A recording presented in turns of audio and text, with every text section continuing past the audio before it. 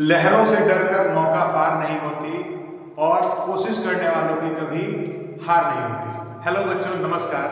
आपने ये कहावत पहले बहुत बार सुनी होगी, मगर ये बिल्कुल 100% सत्य है कि कोशिश करने वालों की कभी भी हार नहीं होती है। तो मैं आदित्य आज अपने चैनल के माध्यम से हम लोग जिस सीरीज को स्टार्ट किए हैं उसके माध्यम से साइंस के कुछ और क्वेश्चंस लेकर के, जैसा कि मैंने पिछले वीडियो में आपको इंपॉर्टेंट चैप्टर्स बताए थे, उसी तरह धीरे धीरे करके उन सभी इंपॉर्टेंट चैप्टर्स से वन बाय वन जो इंपॉर्टेंट क्वेश्चंस जो हर साल के पैटर्न में हम लोगों ने देखा है कि ये क्वेश्चंस अवश्य शामिल होते हैं, वैसे ही कुछ क्वेश्चंस के टिप्स मैं आपको बताऊंगा जिससे कि आपको आपकी पढ़ाई को, आपकी तैयारी को और आसान और सुदृढ़ बनाया जा सके। तो इसके लिए आइए हम लोग स्टार्ट करते हैं प्रकाश, परावर्तन और अपवर्तन। इसमें से आपके कुछ लघु उत्तरीय क्वेश्चंस का एक संग्रह है जो कि मैं आपको बताना चाहता हूं, जो कि हर बार पूछा जाता है।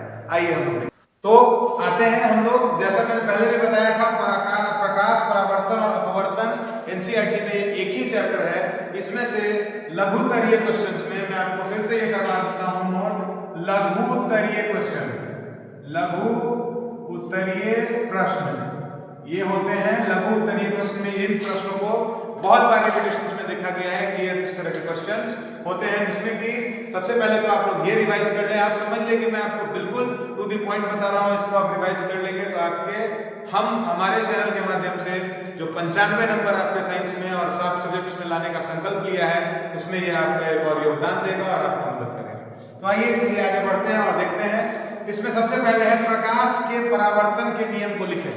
प्रकाश के परावर्तन के नियम को लिखना है, वो क्वेश्चन हो गया। दूसरा क्वेश्चन है गोलीय दर्पण क्या है और यह कितने प्रकार के होते हैं। ये भी शॉर्ट, ये सारे शॉर्ट क्वेश्चंस हैं। गोलीय दर्पण क्या है और कितने प्रकार के होते हैं।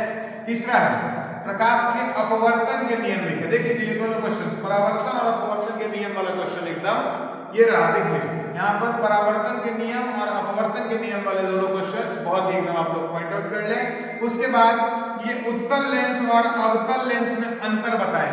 ये हमेशा रहता है, इसमें कभी कभी उत्तल लेंस और अवतल लेंस में अंतर बताने का क्वेश्चन हमेशा आता है। इसमें कभी कभी इनके गुणों को भी, उनके प्रॉपर्टीज को भी बताना होता है। आगे बढ़ेंगे तो ये क्वेश्चन बहुत बार मार्क किया गया है, दृष्टि दोष क्या है। निकट दृष्टि दोष, दूर दृष्टि दोष, ऐसे करके ये दृष्टि दोष और ये कितने प्रकार के होते हैं। बस इसमें आपको सिर्फ प्रकार लिखना है, दृष्टि दोष क्या है और उसके प्रकार लिखना है, उसको इलेबोरेट नहीं करना है कि निकट दृष्टि दोष या दूर दृष्टि दोष। ये शॉर्ट क्वेश्चन है, इसको ध्यान में रखेंगे। गोलीय दर्पण की वक्रता त्रिज्या r और फोकस दूरी f में संबंध बताना है, ये आपको बताना है। उसके बाद आते हैं प्रकाश का वर्ण विक्षेपण क्या है। ये लगभग 6 या 7 क्वेश्चंस जो मैंने आपको बताए हैं लघु उत्तरीय क्वेश्चंस में से, इन्हीं सारे क्वेश्चंस के पैटर्न और इसी सब क्वेश्चंस में से प्रकाश का परावर्तन और अपवर्तन, अगर आप इतने क्वेश्चन की तैयारी कर लेंगे तो एक चैप्टर आपका इसमें निकल जाएगा। इसके बाद हम लोग आगे अपने सीरीज में मिलते हैं और इसी तरह के क्वेश्चंस के संग्रह के साथ, जिससे आपका 95 मार्क्स लाने का संकल्प हम लोग उसको और सुदृढ़ कर सके। धन्यवाद।